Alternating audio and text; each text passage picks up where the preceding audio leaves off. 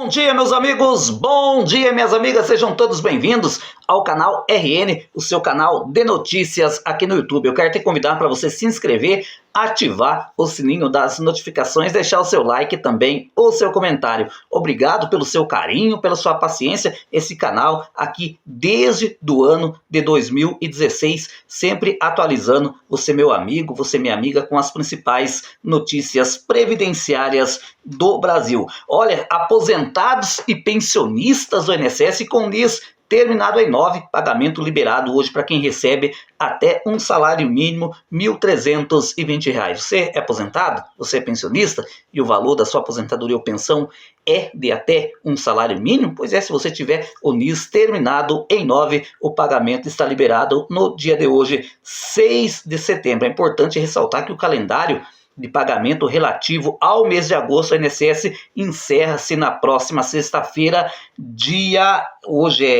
amanhã é 7, né? Dia 8, né? Dia 8 encerra-se o pagamento. Agora, se você é beneficiário do BPC com NIS terminado em 9, o pagamento está liberado no dia de hoje.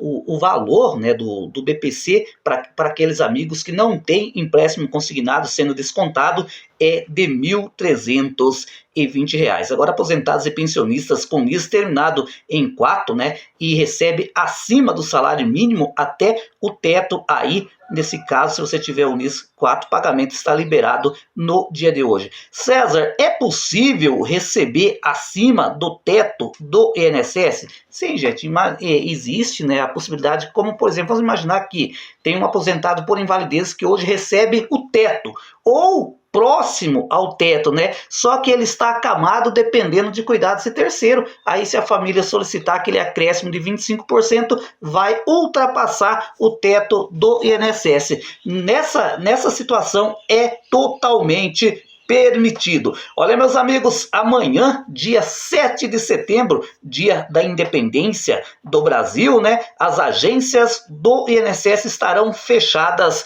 para o atendimento público. É importante reforçar, gente, que nem a Central 135 vai trabalhar no dia de amanhã. Se você quiser acompanhar o andamento do seu pedido de aposentadoria, você ainda pode fazer através do site ou do aplicativo Meu INSS. Olha, meus amigos, dando sequência aqui no nosso primeiro boletim informativo, saiu uma matéria muito interessante no R7, portal de notícias da TV Record. Olha, o INSS hoje tem 21.880 cargos desocupados, mostram números, né, do Instituto que está no portal da transparência. Ou seja, meu amigo, ou seja, minha amiga, tem mais de 21 mil vagas ociosas no INSS. E aí quantas pessoas, né, precisando trabalhar e essas vagas disponíveis, a população brasileira sofrendo porque a fila do INSS é quilométrica, né? Poderia se fazer vários concursos públicos para suprir, né, para preencher essas vagas e infelizmente, né, as coisas não acontecem. É por causa disso, gente. Isso aqui é um dos fatores do porquê o INSS está passando talvez por uma das maiores crises da sua história, é porque, né, tem poucos servidores. Em 10 anos, só para você ter uma ideia, o órgão perdeu cerca de 20 mil colaboradores, gente. Perdeu 20 mil pessoas, servidores que trabalhavam na autarquia, né? Eles tinham 39 mil. Pasmem, senhora, pasmem, senhores. Eles tinham 39 mil, né, servidores, funcionários, caiu para 19.768. O R7 pediu ao INSS, né, a lotação por unidade federativa, né, ou seja, solicitou para que o INSS informasse para o R7 a quantidade, né, de funcionários que estão disponíveis a cada região do Brasil. Só para você ter uma ideia, na região sudeste do Brasil, hoje conta com 7.624 servidores. Deveria ser muito mais. No Nordeste, sabe quantos servidores o INSS tem no Nordeste como um todo? Exatamente 5.598 servidores. Gente, numa das regiões mais carentes do país, né, onde tem, inclusive, a fila está muito maior lá naquela região, tem apenas 5.598 servidores. Na região sul aqui do país, né, que é uma região um pouco menor, né, tem 3.253 mil servidores. É pouco, né, pela demanda que existe. Centro-Oeste, 2.151 servidores. E pasme senhoras, pasme senhores, né, lá na região norte do Brasil, temos 1.142 servidores. Ou seja, meus amigos, ou seja, minhas amigas, o INSS, né, o presidente da Previdência, o ministro da Previdência Social, Carlos Lupe, o presidente do INSS, o Alessandro Stefanuto, eles têm que se debruçar sobre isso, cobrar, né, a Simone Tebet, cobrar o Fernando Haddad, cobrar o presidente Lula para quê? Né, faça-se novos concursos públicos para tentar repor essas peças, porque infelizmente da maneira que está é muito difícil, né? Porque não dá para ter tanta perca de funcionário, né, como ocorreu nos últimos 10 anos. Ou seja, o INSS tinha em torno de 39 mil funcionários. Hoje, né, a autarquia conta com um quadro de aproximadamente 19 mil servidores. E isso é pouco, né, pela demanda que o próprio INSS necessita, né? Olha, meus amigos, dando sequência aqui no nosso primeiro boletim informativo, o Supremo Tribunal Federal colocou em pauta, né, os recursos protocolados pelo INSS e pela AGU, a Advocacia Geral da União, para esclarecimento da decisão que julgou constitucional a chamada revisão da vida toda, feita em 1º de dezembro do ano passado. Gente, eu não entendo isso aqui, por Deus do céu, eu tento entender. O Supremo em dezembro já julgou,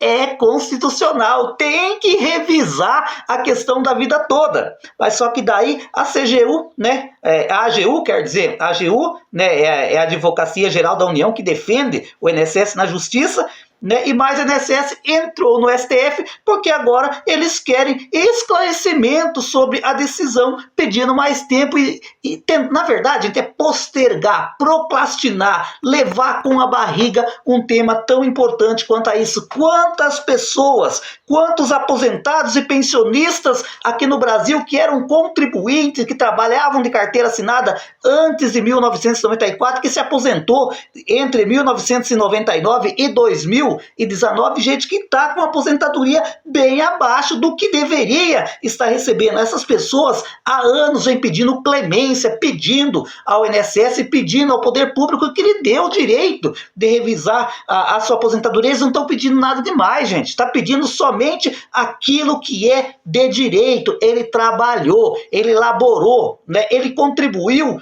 para o INSS e de repente se aposentou abaixo, né, do que deveria se aposentar, e agora o STF lá em dezembro do ano passado julgou constitucional, mas o INSS vai levando com a barriga agora com mais esse pedido lá no STF. O STF, gente, vai ter que se debruçar mais uma vez sobre essa questão. E isso olha, dá vontade, né, gente, de falar coisas aqui que não é permitido pelo horário, né? Isso aqui, como já falei, é um jeito que o INSS acha de ir levando com a barriga essa questão, né, da revisão da vida toda. Mais uma vez eu quero reforçar, né, para você que talvez chegou a primeira vez aqui no nosso canal e não sabe o que é a tal revisão da vida toda, né, que o aposentado e o pensionista, ele quer levar em consideração todas as contribuições, né, que ele fez antes de 1994, né, ele quer colocar essas contribuições na hora de fazer a somatória, né, de qual será o valor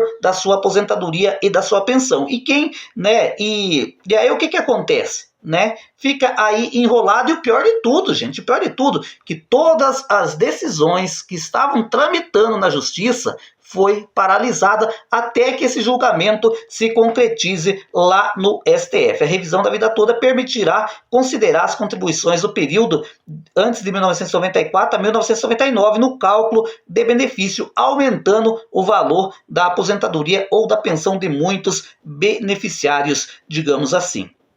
Já está na hora, né, gente? Vamos desenroscar essa questão.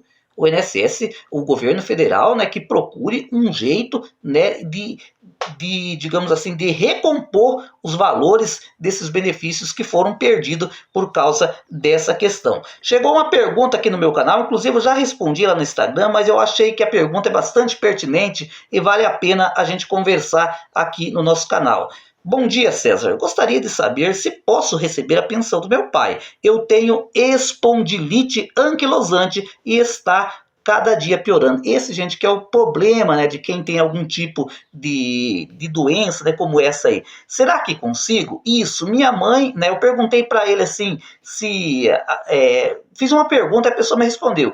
Isso, minha mãe é aposentada e recebe a pensão, quer passar a pensão para mim. Será que tem como receber? Pois a doença que eu tenho está na lista. Gente, eu confesso para vocês que eu fiquei em dúvida. Sabemos muito bem que quando morre um aposentado, né, ou um contribuinte que estava em condição de segurado, né, que vai solicitar pensão por morte, quando tem um filho, né, que é portador de deficiência, ou até mesmo com uma doença como essa, o que acontece? Na hora que você vai pedir, né, a pensão, tem que informar, né, e lá a pensão fica meio que para os dois, né, fica para a viúva, né, e para a pessoa portadora de deficiência. César, como é que você sabe que é assim? Eu sei, porque eu acompanhei a minha tia quando ela foi pedir a pensão por morte, né, ela tinha um filho de síndrome de Down, e existiu ali a opção, ela poderia naquele momento já passar direto a pensão para o menino, que na época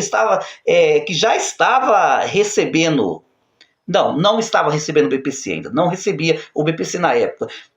Naquela vez, ela teria a opção dela ficar com a pensão ou transferir essa pensão para o filho portador, né, de síndrome de Down. Daí, no caso, ela optou por ela, mas já ficou claro, né, em caso de falecimento, o filho teria direito a receber a pensão por morte. Agora, aí, é claro, não tem discussão, é dessa maneira que funciona. Agora, a questão é, né, a mãe já está recebendo a pensão por morte. A pergunta é no sentido, será que eu posso, né, a minha mãe pode ceder, né, ela já está aposentada, ela pode ceder a pensão do meu pai, como é o caso da pessoa que me questionou, pode passar para essa pessoa que tem esse tipo de doença, a espondilite anquilosante? Aí, gente, nesse caso, digamos assim, o que a gente não sabe, né? Eu não sei responder ao certo. Eu acredito que não, né? Que agora tenha que esperar a mãe falecer para receber essa pensão por morte. Mas, nesse caso, né, que muitas pessoas também podem ter essas dúvidas, digamos assim, eu acho que vale a pena ligar para 135, até se você souber melhor em relação a isso, se é possível, né, transferir uma pensão por morte, né, para uma pessoa que também, em tese, teria direito, é possível, depois que a viúva, por exemplo, está recebendo, para comentar aqui embaixo. Gente, eu vou ficando por aqui, um abraço e até o nosso próximo vídeo, se Deus assim o quiser.